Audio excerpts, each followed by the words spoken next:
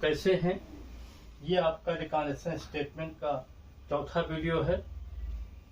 इसके पिछले वीडियो में भी हमने आपको एक न्यूमेरिकल प्रॉब्लम दी थी। ये भी एक बहुत ही बढ़िया क्वेश्चन है, बहुत ही टेक्निकल है और ये क्वेश्चन लगभग हर एक डिग्री कोर्सेज में ये पूछा जाता है। क्योंकि इसके रूल्स के बारे में या इससे रिलेटेड जो भी चीजें थी वो हम ऑलरेडी आपको पिछले वीडियो में प्रोवाइड कर चुके हैं। इसमें हम डायरेक्ट आपको क्वेश्चन को लगा करके समझाएंगे कि किस तरीके से इस प्रकार के क्वेश्चन लगाए जाते हैं। The profit of Raja construction sold a financial profit of 2,57,510 for the year ended 31 March 2020. The costing profit sold a profit of 3,44,800. On the scrutiny of both books, it was found. जो financial profit आपका जो है 2,57,510 दिया हुआ है और आपका casting profit जो है 3,44,800 दिया हुआ। तो हमने आपको बताया था कि यहाँ पर जो क्वेश्चन लगाए जाते हैं वो हमेशा कास्टिंग प्रॉफिट से लगाए जाते हैं।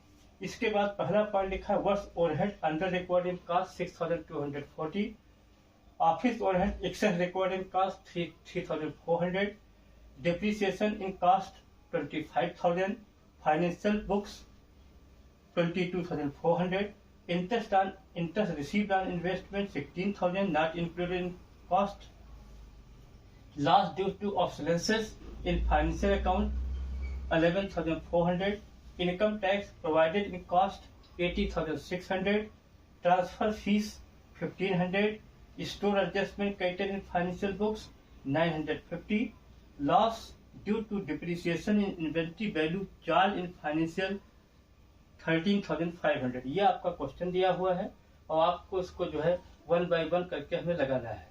तो यहाँ देखिए सबसे पहले हम लिख देंगे reconciliation statement for the year ended 31 March 2020। इसकी कोई स्पेसिफिक डेट नहीं होती है, जो भी डेट आपके क्वेश्चन में दी हुई उस डेट पर आप इसको बना लीजिए।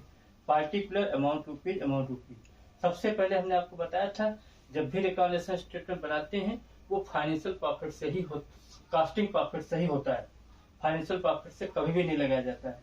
तो यहाँ देखिए कास्टिंग प्रॉफिट 3,44,800 दिया है, तो profit as per costing books 3,44,800 लिख दिया। आप वन बाय वन हम करते चले जाएंगे। एक बार इसको रूल्स को हम फिर बता दें।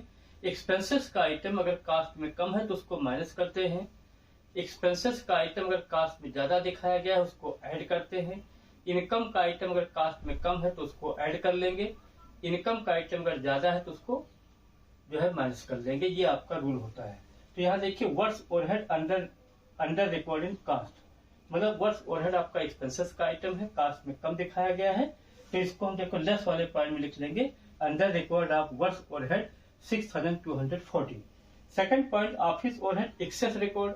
ऑफिस ओवरहेड आपका ज्यादा हो गया है, ज्यादा रिकॉर्ड हो गया कास्ट में, तो एक्सपेंसेस का आइटम अगर ज्यादा दिखा देंगे कास्ट में तो उसको ऐड करते हैं। तो उस रूल्स को ध्यान देते हुए ऑफिस ओवरहेड यहाँ देखिए एक्सेस ऑफिस ओवरहेड लिख करके इसको हमने 3,400 ऐड वाले कॉलम में दिखा दिया। डिप्रीसिएशन कास्ट में 25,000 दिया है, फाइनेंशियल में 22,400 है। डिप्रीसिएशन आपको मालूम है लॉस है, एक्सपेंसेस का आइटम है, कास्ट में ज्यादा दिखाया गया, फाइनेंशियल में कम दिखाया गया है। तो एक्सपेंसेस का आइटम हो या लॉस का आइटम अगर कास्ट में ज्यादा है तो उसको ऐड कर लेते हैं।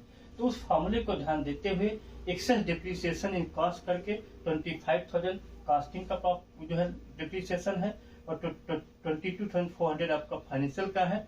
दोनों का डिफरेंस 2,600 को हमने ऐड कर लिया। इसके बाद इंटरेस्ट ऑन इन्वेस्टमेंट इनकम का आइटम है और कहाँ लिखा गया not recorded in cost, cost में नहीं रिकॉर्ड किया गया है। तो इनकम का आइटम अगर कास्ट में नहीं रिकॉर्ड होता तो उसको ऐड कर लेते हैं। तो उस पॉइंट को ध्यान देते हुए इंटरेस्ट रिसीव्ड ऑन इन्वेस्टमेंट हमने 16,000 जो है ऐड कर लिया। इसके बाद आपका loss due to obsolescence in financial accounts 11,400। देखिए लॉस आपका दिया है, कहाँ दिखाया गया फाइनेंशियल में, तो एक्सपेंसेस का आइटम है, इस फाइनेंशियल दिखाया गया, इसका कास्ट में नहीं दिखाया गया, इसलिए इसको माइनस करेंगे। तो लॉस जो आपका दिया है लॉस ड्यू टू ऑब्सोलेंस, ये फाइनेंशियल में दिखाया गया, इसका मतलब कास्ट में नहीं दिखाया गया है, एक्सपेंसेस का आइटम है, इसलिए इसको हम माइनस करेंगे। तो यहाँ लिख देंगे losses due to obsolescences not recorded in cost करके 11,400 दिखा दिया। इसके बाद income tax provided in cost, income tax not provided in cost, income tax not provided in cost, not provided income tax जो है आपने जो है इनकम टैक्स में प्रोवाइड नहीं किया है, ठीक है। Income tax not provided in cost, income tax जो है कास्ट में प्रोवाइड नहीं किया गया है, इसका मतलब एक्सपेंसेस का आइटम है, कास्ट में नहीं दिखाया गया है, तो इसको आप माइनस कर देंगे। तो income tax shown in financial book करके जो है 80,600 हमने दिखा दिया। इसके बाद लिखा है ट्रांसफर फीस फाइनेंशियल बुक में दिखाई गई है, आपका जो है ट्रांसफर फीस इनकम का आइटम है, फाइनेंशियल दिखाई गई, मतलब कास्ट बुक में नहीं दिखाई गई। तो इनकम का आइटम अगर कास्ट में कम होता है तो उसको ऐड करते हैं, तो ट्रांसफर फीस आप जो है इसको ऐड कर लेंगे 1500। इसके बाद store adjustment credited in financial book, store adjustment income का आइटम है, फाइनेंशियल में दिखाया गया, इसका मतलब कास्ट में नहीं दिखाया गया है। तो इनकम का आइटम कम होता है कास्ट में, तो उसको हम ऐड कर लेते हैं, 950 को ऐड कर लीजिए। एक बार फिर देख लीजिए, वर्क्स ओवरहेड आपका जो है कास्ट में कम दिखाया गया, तो इसको हमने माइनस कर दिया, क्योंकि एक्सपेंसेस का आइटम कास्ट में तो माइनस हो जाएगा। ऑफिस ओवरहेड आपने कास्ट में ज्यादा दिखाया, तो इसको हमने ऐड कर लिया, एक्सपेंसेस का आइटम ज्यादा हो गया।